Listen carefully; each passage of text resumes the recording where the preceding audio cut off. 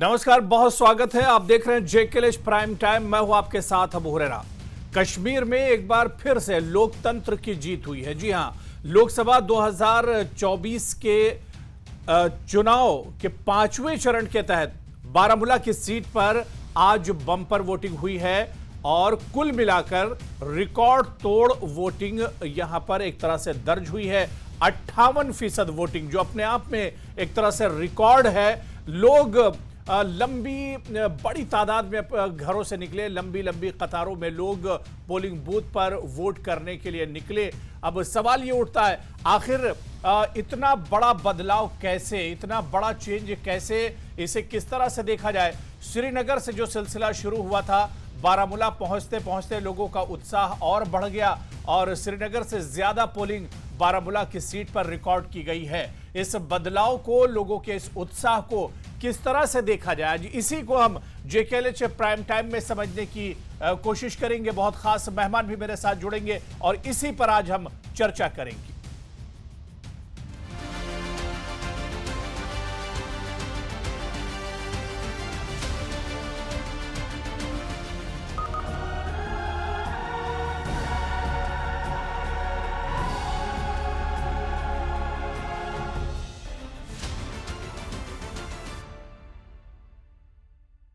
और चलिए, इस पर बातचीत करने के लिए दो खास मेहमान इस वक्त मेरे साथ जुड़ चुके हैं। बहुत जल्दी अपने मेहमानों का आपसे तारुफ करा देता हूं, इंट्रोडक्शन करा देता हूं। मेरे साथ सोफी मोहम्मद यूसुफ साहब हैं, सीनियर लीडर हैं जम्मू कश्मीर बीजेपी के, हमारे साथ इस चर्चा में जुड़े हुए हैं। बहुत स्वागत है सोफी मोहम्मद यूसुफ साहब आपका। इनके अलावा हमारे साथ एक और बहुत खास मेहमान नम्रता शर्मा जी हैं, सीनियर लीडर हैं जम्मू कश्मीर कांग्रेस से, वो भी हमारे साथ इस चर्चा में जुड़ी हुई हैं। नम्रता जी, आपका भी बहुत स्वागत है न्यूज़ 18 जेकेएल में। कुछ देर में हमारे साथ कुछ और पैनलिस्ट और कुछ लीडर इस चर्चा में जुड़ेंगे। मैं सूफी मोहम्मद यूसुफ साहब आपसे शुरुआत करना चाहूँगा। सूफी यूसुफ साहब, किस तरह से इसे आप देखते हैं? श्रीनगर से जो सिलसिला शुरू हुआ था, हमने देखा कि श्रीनगर की सीट पर बम्पर वोटिंग हुई थी, बड़ी तादाद में लोग निकले थे, जमहूरियत के इस जश्न में शामिल हुए थे, लोकतंत्र के जश्न में। अब उससे भी ज्यादा, श्रीनगर से भी ज्यादा बारामूला की सीट पर हमने देखा 58% वोटिंग हुई है बारामूला की सीट पर। पिछले पुराने रिकॉर्ड एक तरह से टूट गए हैं। जहां भी हमने देखा, जो भी रिपोर्ट आई, लंबी लंबी कतारें लोगों की लगी हुई थी। इस बदलाव को किस तरह से देखा जाए, सूफी यूसुफ साहब? जी, आप मेरी आवाज सुन रहे हैं? जी जी जी सर, कंटिन्यू कीजिए। हाँ, पहले मैं आपके दर्शकों को नमस्कार करना चाहता हूं। और दूसरा, 1967 से पहली बार जब डेमोक्रेटिक प्रोसेस यहाँ हमारे जम्मू कश्मीर में शुरू हुई, और कश्मीर में 1967 से लेके आज तक बहुत बार इलेक्शन हुए। आज पहली बार बारामूला में, नारद कश्मीर में 59% वोटिंग पाल होना, यह एक बहुत बड़ी बात है। बिल्कुल। और अगर हम मान के चले जी, ये जो नरेंद्र मोदी जी का सपना था, जो नरेंद्र मोदी जी का ख्वाब था जी, वो ख्वाब आज पूरा हो गया है। आज हम जितने भी नेशनलिस्ट फोरम है हमारे जम्मू कश्मीर में जो रहते हैं जी, आज उनका सर ऊंचा है। आज पहली बार नरेंद्र मोदी जी ने 5 अगस्त 2019 को दिखाया, निशान एक, विधान एक, प्रधान एक। और आज लोग जो है जोग दर जोग जमहूरियत को, उस डेमोक्रेसी को सल्यूट करने निकले और उसका पालन करने निकले। हम मोदी जी और अमित शाह जी को मुबारकबाद देना चाहेंगे। और साथ साथ अबू हुरैरा जी, मैं जम्मू कश्मीर के बारामूला नारद के लोगों को भी मुबारकबाद देना चाहूंगा कि आज हमने देखा, अभी भी कतारें लगी हुई थी, और आज हमने देखा कि वहां लोगों ने यूसुफ साहब, जी जी, सूफी मोहम्मद यूसुफ साहब, आप इसे 2019 में 370 हटाए जाने के बाद बड़ा बदलाव मान रहे हैं? 370 खत्म होने के बाद ये बड़ा बदलाव है? ये बहुत ज्यादा बदलाव है जी। जो लोग यह कहते थे, जो रीजनल पार्टियों के लीडर कहते थे कि यहाँ कोई तिरंगा उठाने वाला नहीं होगा जी, मैं उन लोगों को आपकी वसात से कहना चाहूंगा, आज आपको ऐसा थप्पड़ मिला, आज आपको ऐसे कश्मीर के लोगों ने ऐसी थप्पड़ मारी कि आज उन्होंने दिखा दिया आपको, जो ये यहाँ कहते थे कि अब तिरंगा उठाने वाला कोई नहीं है, जो ये कहते थे कि यहाँ अब पता नहीं हिंदू बसने आएंगे, आज नारद कश्मीर के लोगों ने उनको जो है थप्पड़ मारा कि नहीं। चलिए ठीक है, जमहूरियत में ताकत ठीक है। मैं नम्रता शर्मा जी को भी उत्पाद चर्चा में जोड़ लेता हूं जी। नम्रता शर्मा जी, देखिए बीजेपी और सूफी मोहम्मद यूसुफ साहब तो इसे 370 के बाद का बदलाव देख रहे हैं और इसको एक बड़े बदलाव की तरह से देख रहे हैं, जो उत्साह जो लोगों में है और जो रिकॉर्ड तोड़ वोटिंग जो हुई है, इसके पीछे 370 का हटना है। आप कैसे देखते हैं नम्रता जी? देखिए 370 के बाद ये जो बता रहे थे, अभी लंबी लंबी बातें कर रहे थे नरेंद्र भाई मोदी ने ये कर दिया वो कर दिया, सिवाय यहाँ पे जो हमारी स्टेट को तोड़ने के, हमसे जमीनों के हक छीनने के, हमारे से बच्चों को नौकरियों के हक छीनने के, मुझे तो कोई ज्यादा बदलाव नजर आता नहीं है कि 2019 के बाद कुछ आया है यहाँ पे। लेकिन हाँ, ये कोई चश्मा जो 1.5 करोड़ का मोदी जी डालते हैं, 10-20 लाख का इनको भी डाल के दिया है ताकि ये भी डाल लें और रंगीन दिखे सब इनको। लेकिन सावन के आंधे को सब कुछ हसीन नजर आता है। चुनाव हुए हैं, लोगों ने बदलाव के लिए चुनाव दिए, लोगों ने बदलाव के लिए अपना वोट डाला है और बदलाव आने वाले समय में 4 जून को आपको नजर आएगा कि इसी नॉर्थ कश्मीर ने क्या इनको जवाब मुंह तोड़ दिया। ये हमें बता रहे हैं कि 2000 ये अपना कैंडिडेट तो दे नहीं पाए, ये भी नहीं बता पाए कि वहां दे किसको सपोर्ट किसको कर रहे हैं, और ये बड़ी बड़ी बातें करते हैं यहाँ आके। 2019 के बाद मजा आता कि आपने इतना बड़ा चेंज लाया, 3 सीटों पे आप लोग तो खड़ा करते, प्रत्याशी तो खड़ा करते, आपको तो एक कैंडिडेट, डमी कैंडिडेट भी नहीं मिला वहां खड़ा करने के लिए। How shameful. This shows that what harm you have done to Jammu and Kashmir. आपने किस तरह से हमारी प्रिंसली स्टेट को यहां से तोड़ दिया, किस तरह से आपने लद्दाख को अलग कर दिया। लद्दाख अलग आंदोलित है आज, जम्मू कश्मीर अलग परेशान है।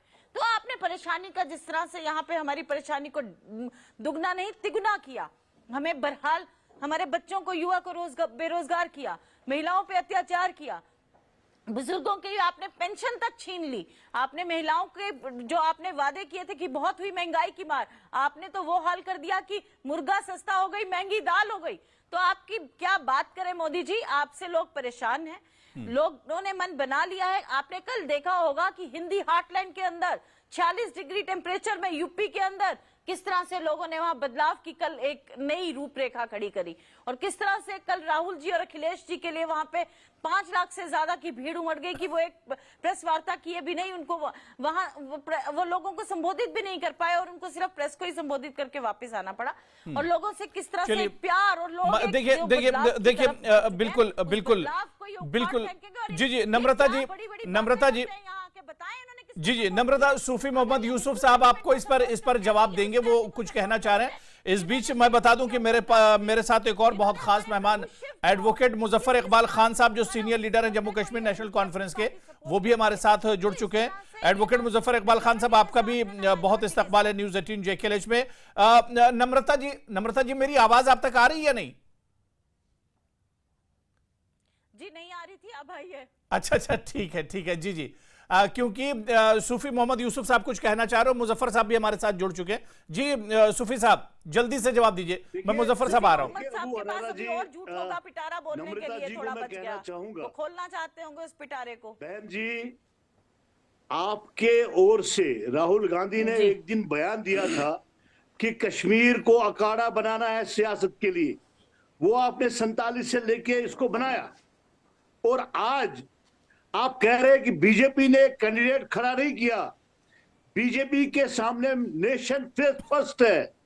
आज आपको नरेंद्र मोदी ने, बीजेपी ने दिखा दिया कि नेशन फर्स्ट क्या होता है। सुनिए मेरी बात, लिसन, जब आपने बोला, नम्रता जी जब आपने बोला, मैंने अखाड़ा बनाना है हमने भाजपा को, आप झूठ बोलते हैं, आपके प्रधानमंत्री झूठ बोलता है, आप उसी यूनिवर्सिटी के पढ़े हुए स्टूडेंट हैं, आप झूठ बोलो और झूठ बोलो लगातार। नम्रता जी आपका सेल्फ फर्स्ट है ना, इसलिए तो लेकिन आप झूठ बोलेंगे तो रोका जाएगा। आप झूठ नहीं बोल सकते, आप नेशनल चैनल पे बैठ के झूठ नहीं बोल सकते, मेरी बात तो सुनिए, बेच सकते। अरे बहन जी बात तो सुनिए मेरी, हमारे सामने नेशन फर्स्ट है, सच बोलिए, हमारे सामने हम इक़्तिदार के भूखे नहीं है। आज आपको हमने दिखा दिया कि 1967 के बाद आज पहली बार जमहूरियत 6 जो साल है से आप हमारे यहाँ पे हिंदुस्तान गैर की कानूनी जमहूरियत, तरीके से जम्मू उसका कश्मीर को सर चला ऊंचा रहे हो गया हैं, है, एक वो एलजी को नरेंद्र बिठा मोदी की रखा है वजह गैर से, वो संवैधानिक अमित शाह जी की तरीके वजह से। से। क्या एक स्टेट को राहुल आप गांधी बोल रहे एलजी हैं के कि इसको द्वारा आप चलाया कड़ा जा बना सकता लेंगे। है? क्या 6 महीने से ज्यादा किसी स्टेट के अंदर एलजी रूल अरे लगाया मेरी जा बात सकता है? सुनिए, मेरी बात सुनिए नम्रता क्या जी, सुने मेरी बात बताइए, सुनिए। और कितना झूठ बोलेंगे? अच्छा आप ही बोली, आप ही बोलिए, चलिए मैं चुप करूं। बिल्कुल आप झूठ बोलते हैं, आपको बोलने का हक भी खो चुके हैं, क्योंकि जनता अब आपको नहीं सुनना चाहती, जनता सच सुनना चाहती है। जो जम्मू कश्मीर के हालात बना दिए आपने, यहाँ पे जो लोग सड़कों पे हैं, देखिए आपने नम्रता यहाँ पे जी, 25-25 आपकी आवाज में रोजगार बेचा, कम सुन रहा हूं। महंगाई की हर आपने बढ़ा दी। आपकी आवाज में कम, मेरी बात सुनिए, आपकी आवाज में कम सुन रहा हूं, आपकी आवाज मेरे तक नहीं पहुंचती है। अलबत्ता इतना इतना कहना चाहूंगा आपको, आप 1984 का वक्त याद कर जम्मू लीजिए। कश्मीर की आप 1984 का वक्त याद कर लीजिए, तो एमपी हुआ करते थे बीजेपी के। भाजपाइयों ने एक चश्मा जो डाला आज उसके आज साथ साथ आज एक कांग्रेस मुक्त भारत हो गया है। ऐसे लगा रखे हैं आज कि उनको आपका जनता से राहुल कोई गांधी मतलब नहीं है। अमेठी से उद्योगपतियों डरता है की चुनाव आवाज सुनाई लड़ने में। देती है आपको। आज आपका राहुल गांधी अमेठी से डरता है चुनाव लड़ने में। आज आपका सोनिया गांधी जो है वो डरती है चुनाव लड़ने में। आज आप हमने बिल्कुल वहां खाली से हो चुके हैं अपने देश में। पुराने एक कार्यकर्ता को आपने जो अगर यहाँ टिकट आग दिया, लगाई आपके थी पेट जम्मू में दर्द कश्मीर क्यों में है? नेशनल आपके पेट कॉन्फ्रेंस में के दर्द साथ, क्यों है? वो आग हमने बुझ जिस गई, मर्जी को खड़ा किया, वो आग स्मृति बुझ गई। ईरानी 1987 irrelevant हो का गई अमेठी से। इलेक्शन, आपको क्या 1987 का पेट दर्द इलेक्शन है? याद करो। आपको पेट दर्द क्यों है? 1987 हमने का इलेक्शन रायबरेली याद से करो। राहुल चलिए गांधी ठीक खड़ा है, ठीक हुआ है। देखिए मैंने अमेठी, दोनों लोगों को रायबरेली समय दे दिया। दोनों सूफी जीतने साहब जा रहे हैं और और भारी नम्रता जी मुजफ्फर साहब भी मुस्कुरा रहे हैं। मैंने दोनों लोग को समय दे दिया है। 4 तारीख को पूरे चुनाव कैंपेन में हमने देखा है कि बीजेपी कांग्रेस आपस में लड़ती रही है, हमले जवाबी हमले होते रहे। 4 तारीख को नतीजे आएंगे, फिर दूध का दूध और पानी का पानी हो जाएगा। मैं मुजफ्फर साहब आपके पास आ रहा हूं। मुजफ्फर साहब, देश ने ये भी देखा है कि श्रीनगर से जो सिलसिला शुरू हुआ था शानदार वोटिंग का, लोगों में जो उत्साह था, बारामूला में उससे भी ज्यादा बढ़कर 58% वोटिंग बारामूला में हुई है। 25-30 साल का रिकॉर्ड यहां पर भी एक तरह से टूट गया है। तो इस सिलसिले को कैसे देखा जाए? श्रीनगर में वोटिंग होती है, यहां पर 25-28 साल का रिकॉर्ड, 1996 में जो वोटिंग हुई थी उसका रिकॉर्ड एक तरह से टूटा, और अब बारामूला में भी इस चेंज को किस तरह से देखा जाए? लोगों की बदहाली का रिकॉर्ड टूटा है ना। अबू हुरैरा साहब, मुझे माफ कीजिएगा वोटिंग मुजफ्फर साहब, परसेंटेज आपका अगर समय आप है, इसकी मैं उठाकर बीच में देखें बोली, लेकिन जब तो इस ये तरह की बातें बातें की जाती है बढ़ती तो रुका रही नहीं है। जाता। चलिए और आपका इस बार समय क्योंकि था, सॉरी। पिछले 5 साल से जी। कोई वोट नहीं हुए, तकरीबन अगस्त में 5 साल हो जाएंगे, 5 अगस्त को। जी जी। उसके बाद कोई इम्पोर्टेंट इलेक्शन नहीं हुआ, ना ही असेंबली का और ना ही पार्लियामेंट का। तो लोगों में एक जोश भी था, जाहिर सी बात है, और लोग अपना गुस्सा भी जाहिर करना चाहते थे अगेंस्ट द एस्टेब्लिशमेंट, जो जुल्म और जबर हो रहा था, जो अनएम्प्लॉयमेंट राइज की यहाँ, उसके खिलाफ भी लोगों का गुस्सा था। तो उन्होंने सोचा कि भाई एक बेहतरीन तरीका है कि डेमोक्रेटिकली हम एस्टेब्लिशमेंट के अगेंस्ट वोट डालें, जो मेरा अंदाजा है, आई मे बी रॉन्ग, जी जी। लेकिन जो मुझे लगता है। और हम जो नॉर्थ साउथ में अब इलेक्शन 25 को होने वाला है, मैं एक्सपेक्ट करता हूं कि इससे भी ज्यादा पोलिंग होगी उसमें।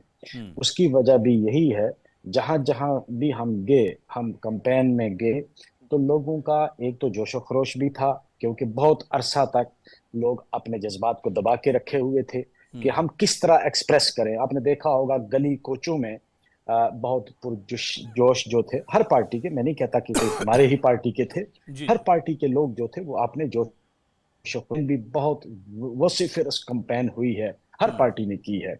तो वो उससे ये लगता है कि लोगों ने, क्योंकि जमहूरियत को सप्रेस किया गया यहाँ 5 अगस्त के बाद, यहाँ कोई इलेक्शन नहीं हुआ, ना असेंबली इलेक्शन हुआ और ना ही पार्लियामेंट का इलेक्शन, तो उसके बाद अभी हुआ था। लेकिन इस दौरान लोगों में एक जो आप कह सकते हैं कि वो जो इमोशंस थे वो दबा के रखे हुए थे, और वो एक्सप्रेस किए लोगों ने एस्टेब्लिशमेंट के खिलाफ भी बोला, कुछ ने हक में भी बोला होगा। मुजफ्फर साहब जो बीजेपी कह रही कि 370 के बाद अब लोगों में कोई डर नहीं है, लोग बेखौफ होकर निकल रहे हैं और इसी वजह से ये बदलाव है, मैं इसे भी समझना चाह रहा हूं। अब हुरैरा साहब, ये बिल्कुल एक मफरूजा है जो आप बाकी मुल्क में तो बता सकते हैं, लेकिन हमें नहीं बता सकते, क्योंकि हम वहां ही रहते हैं। कल आपने देखा होगा कि साउथ कश्मीर में 2 जगह साइमल्टेनियसली अटैक हुए। अब मोडस ऑपरेंडी चेंज हो गया है। वो जो पहले मतलब जिस तरह आम आदमी को भी डराया जाता था मिलिटेंट्स के थ्रू, तो वो अब आम आदमी को डराया नहीं जाता। बट टारगेट किलिंग अभी भी चल रही है और लोगों में खौफ व हरास, जाहिर सी बात है। सोथ में कल आपने देखा कि साइमल्टेनियसली 2 जगह अटैक हुआ है। बहुत बुरी बात है। एक आदमी जो है वो मारा गया, बीजेपी का सरपंच था। हम उसकी तरदीद करते हैं, वो गलत है। कोई पॉलिटिकल आदमी किसी भी पॉलिटिकल पार्टी में अपनी उसकी चॉइस है अगर है तो उसको मार देना इस तरह, ये सरासर गलत है। लेकिन आप ये कहें कि नहीं जी वहां डर और खौफ नहीं है, तो ऐसा भी बिल्कुल गलत है। और ये कहना कि 370 की वजह से मिलिटेंसी का 370 से कोई लेना देना था ही नहीं। वो प्रोटेक्शन थी यहाँ के एम्प्लॉयमेंट की, कि यहाँ का लोकल एम्प्लॉयमेंट होगा, जिस तरह नॉर्थ ईस्ट में है, बहुत सारी रियासतों में ऐसा है। और बहुत सारी वो भी अभी आपने झारखंड में देखा होगा, झारखंड में आपने देखा होगा कि झारखंड है हम रियासत के लिए ही मखसूस करेंगे, तो उसमें कोई उसका मिलिटेंसी से कोई लेना देना था नहीं। 370 का कोई रिलेशन ही नहीं था। और ये कहना कि 370 से कोई फर्क पड़ गया है, वो मुझे नहीं लगता है। उसका कोई बिल्कुल उसका कोई फायदा नहीं दिख रहा है, या उसकी वजह से ये चेंज नहीं हुआ है। मैं सूफी मोहम्मद यूसुफ साहब आऊंगा आपके पास। हमारे साथ अदनान अशरफ जो JKPC Jammu Kashmir people's conference के स्पोक्स पर्सन है, तर्जुमान है, वो भी हमारे साथ जुड़े हैं। अदनान अशरफ साहब, आपका भी बहुत इस्तकबाल है न्यूज़ 18 JKLH में। सूफी साहब, जल्दी से आप कुछ कहना चाहते हैं, बात रख लीजिए। मैं अदनान साहब आ रहा हूं जी। हाँ, मैं अपने जी, मैं ये जो नेशनल कॉन्फ्रेंस हमारे साथी है नेशनल कॉन्फ्रेंस के, इनको मैं कहना चाहूंगा जी, दफा 370 को वास्ता था मिलिटेंसी के साथ जी। दफा 370 की ही वजह से मिलिटेंसी बनी।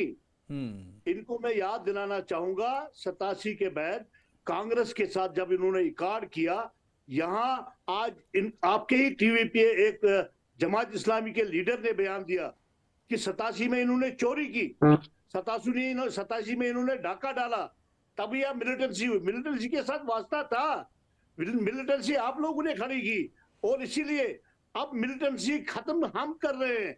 दफा 370 खत्म होने के बाद मिलिटेंसी खत्म हो रही है। अब इक्का दिक्का वाका हो रहे हैं। अभी भी पाकिस्तान के कुछ आका यहाँ के आकाओं के साथ मिले हुए हैं। अभी भी यहाँ उनको रास नहीं आ रहा है कि यहाँ का किसान, यहाँ का टूरिस्ट वाला, यहाँ का जो देश घोड़े सुबह 7 बजे निकल के शाम को 10 बजे वापस आता है और वो पैसा कमाता है, रोजगार कमाता है। आज वो हड़तालें नहीं। नम्रता जी जवाब दे रही है। जी जी, ठीक है। बंद होगी, आज स्टूडेंट पेंटिंग बंद होगी, इस पे वास्ता है दफा 370। वो पूरी दुनिया से, पूरी कंट्री के साथ compete नहीं कर सकते। उनको रोजगार उनके लिए सुरक्षित किया गया था। हमारे पास जमीनें जो कल्टीवेटेड लैंड है और जो रहने के लिए रेजिडेंशियल लैंड है वो इतनी ज्यादा नहीं है, बिकॉज वी आर ए हिली टेरेन। हमने वो महफूज रखे थे कि हमारे लोगों के लिए वो रहे। तो आपको लगता है कि इसने मिलिटेंसी को प्रोड्यूस किया? मिलिटेंसी को प्रोड्यूस किया तो आप जैसे लोगों ने किया होगा, आपकी दिमागी हालात ने किया होगा। क्योंकि आज जो हालात बना दिया आपने, आज के आप टारगेट किलिंग करके वहां लोगों को मरवा रहे हैं। क्या हालात बना दिए? परसों अमित शाह जी आते हैं, होम मिनिस्टर साहब, और कल वहां टारगेट किलिंग हो जाती है। Who is responsible for that? Who is responsible for the whole target killing that is happening in Kashmir? It is only BJP and Narendra Modi who is responsible after 370. निम्रता जी, आप राहुल गांधी से पूछिए। अभी आप छोटी बच्ची हो, आप की उम्र बिल्कुल कम है। देखिए बेटा, बात सुनिए। अरे मेरी बात सुनिए, आप सोनिया गांधी से पूछिए, राहुल गांधी से पूछिए, मिलिटेंसी शुरू किसने की? उसके खिलाफ आपको पता नहीं है, आपको इन्होंने लॉलीपॉप दे दिया है। वही होता है, आप लॉलीपॉप को छोड़ के पहले हिस्ट्री देख लो। पहले गांधी खानदान की हिस्ट्री देखो। क्या हिस्ट्री दिखाएंगे? आपके पास इंदिरा गांधी है जो जीवंत प्रधानमंत्री बने हमारे, है आपके पास राजीव गांधी, है आपके पास आप छोटी बच्ची हो, जिन्होंने अपना जीवन दान दे दिया इस देश के लिए। ठीक है, मैं अदनान अशरफ जी बहुत देर से वेट कर रहे हैं, मैं उनको जोड़ लेता हूँ चर्चा में। ठीक है, बात हो गई। ठीक है, बात हो गई। देखिए, मैंने दोनों लोग को समय दे दिया, नम्रता जी और सूफी साहब। ठीक है, बात हो गई। ठीक है। मैं अदनान अशरफ जी आपके पास आ रहा हूँ।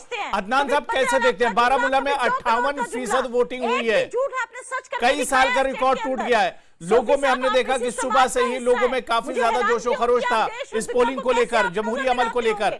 अदनान साहब, कैसे देखा जाए इसे? इतना झूठ बोलने के बाद क्या लोग सबसे पहले तो नम्रता जी, मैं आ रहा हूँ। नम्रता जी देखिए, मैंने समय दे दिया। अदनान साहब कुछ कहना चाह रहे हैं। जी जी जी। सबसे पहले हम वेलकम करते हैं कि इतनी भारी अक्सरियत में वोटिंग हुई, जी। 58%। अगर आप 2019 का भी पार्लियामेंट इलेक्शन देख लें तो बारामूला पार्लियामेंट्री कॉन्स्टिट्यूंसी जो ट्रेडिशनली बाकी श्रीनगर और साउथ की कॉन्स्टिट्यूंसी से ज्यादा वोट करती थी जी। उनके कंपैरिजन में, फिर भी लास्ट टाइम भी वोटिंग परसेंटेज अबाउट 34% था। तो अभी ये 20-25% का एक जो जंप हुआ है, ये बड़ी खुशाइन बात है। बड़ा वेलकम करते हैं कि ज्यादा लोग इस इलेक्टोरल प्रोसेस में जुड़ रहे हैं। जैसे अभी इससे पहले 87 की बात हो रही थी, तो उस रिगिंग के बाद जब नेशनल कॉन्फ्रेंस और कांग्रेस ने 1987 में ब्लेटेंटली एक इलेक्शन रिग किया, उसके बाद यहाँ के लोगों का, यहाँ के नौजवानों का एकदम भरोसा उठ गया था इलेक्टोरल प्रोसेस में। और उसकी वजह से ये भी हुआ था कि जो रिप्रेजेंटेटिव्स पिछले 20-30 साल में हमारे यहाँ पे कश्मीर में आए हैं, शायद वो डिजर्व नहीं करते थे, लेकिन बॉयकॉट पॉलिटिक्स थी, वोटिंग कम होती थी, 3-4 हजार वोट में एमएलए बन जाते थे। तो ये सारा नहीं, तो अदनान ये बदलाव किस तरह का, क्या 370 जो हटा उसकी वजह से ये बदलाव आया है, कैसे से इसे देखते हैं? मैं इसको बिल्कुल लिंक नहीं करूंगा कि 370 की वजह से एक बदलाव आया है। ये जो आज का वोटिंग परसेंटेज अब गई है, इसको आप बिल्कुल 370 के साथ नहीं जोड़ सकते हो, क्योंकि 370 एक इमोशनल इशू है हर एक कश्मीरी के लिए, चाहे वो पीपल्स कॉन्फ्रेंस से हो या किसी और जमात से हो। तो हमारे लिए बिल्कुल ये 370 इमोशनल इशू है। 370 हटने के बाद पोलिंग नहीं हुई है, लेकिन हाँ कुछ चीज जो रियलाइजेशन एक लोगों में आया है कि पिछले 40-50 साल में एक ही पार्टी यहाँ पे चुन के जाती थी, चाहे वो पार्लियामेंट हो या असेंबली हो, वो वाली पार्टी यहाँ पे नेशनल कॉन्फ्रेंस यहाँ पे इमोशनल प्लैंक पे इलेक्शन जीती थी, 370 बचाने के वादे करती थी, 35A बचाने के वादे करती थी, स्पेशल स्टेटस को सेफगार्ड करने के वादे करती थी।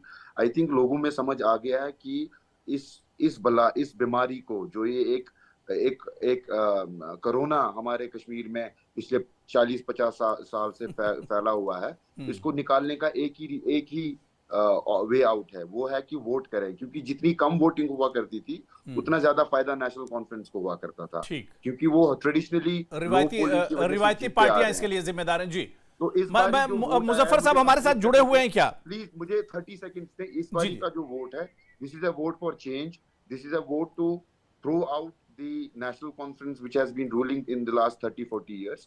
This is a vote for dignity and development. ये वोट पीपल्स कॉन्फ्रेंस के लिए है। ये आज मैं आपको बता रहा हूँ, वोटिंग अभी कंक्लूड हुई है, लेकिन 4 जून को। ठीक है नम्रता जी देखिए, अदनान अशरफ ने यहाँ पर कहा कि जम्मू कश्मीर में रिवायती पार्टियां रही, चाहे कांग्रेस रही हो, लंबे वक्त तक सत्ता में रही, नेशनल कॉन्फ्रेंस, पीडीपी, बल्कि कांग्रेस और नेशनल कॉन्फ्रेंस ज्यादा सत्ता में रही हैं। तो जो रिवायती पार्टियां थी उनसे भी लोग एक तरह से ऊब चुके थे, लोग अब उससे हटकर एक नए ऑप्शन की तरफ जाना चाहते थे, और उसी वजह से यह बदलाव है।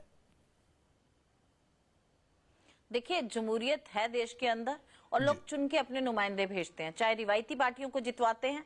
अगर हमेशा से भाजपा कहती है कि 70 साल कांग्रेस ने इस देश पे राज किया, तो लोगों ने उनको जिता के भेजा था, तो लोग आए।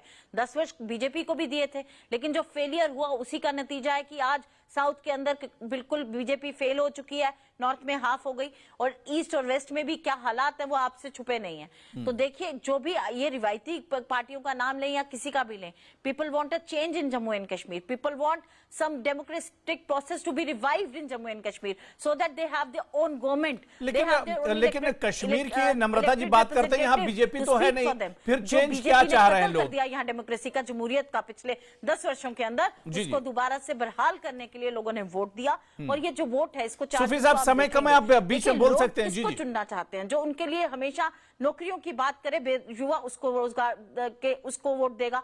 आज महिला किसको वोट देगी? जो महिला सुरक्षा की बात करे, महिला सशक्तिकरण की बात करे। नम्रता जी को कहना चाहूंगा, नम्रता जी जो उसके लिए बुजुर्ग जीने के लिए एक अच्छा उसको साधन बना सके, एक अच्छा हमारा जी सूफी साहब बोल सकते हैं आप। इंजीनियर एटमॉस्फेयर हो जहां लोग रह सके, मैंने कहा नम्रता जी को बोल दीजिए, जहां लोगों को दबाया ना जाए। इसी को डेमोक्रेसी कहते हैं। डेमोक्रेसी को दोबारा रिवाइवल के लिए, 400 पार का जो मोदी जी का नारा है वो मुकम्मल होगा। नम्रता जी देखिए, सूफी साहब जवाब दे रहे हैं। सूफी साहब कह रहे हैं कि 4 तारीख का इंतजार कर लिया जाए। जी मैं अबू हरारा जी से गुजारिश करूंगा, नम्रता जी को 4 तारीख शाम को इसी डिबेट में दोबारा लाए। हम इनको बताएंगे कि भारतीय जनता पार्टी देश में कहां पहुंची और कांग्रेस मुक्त इंशाल्लाह उस दिन हुआ होगा। मगर इनको जरूर आप डिबेट में लाना।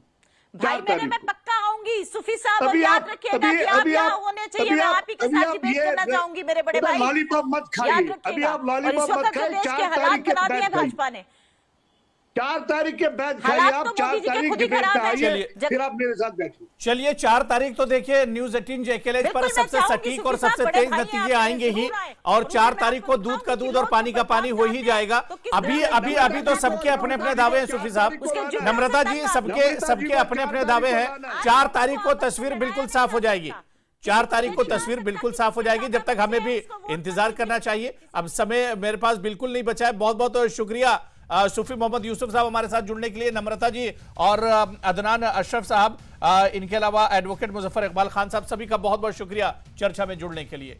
तो जेकेएलएच प्राइम टाइम में आज फिलहाल इतना ही। नमस्कार।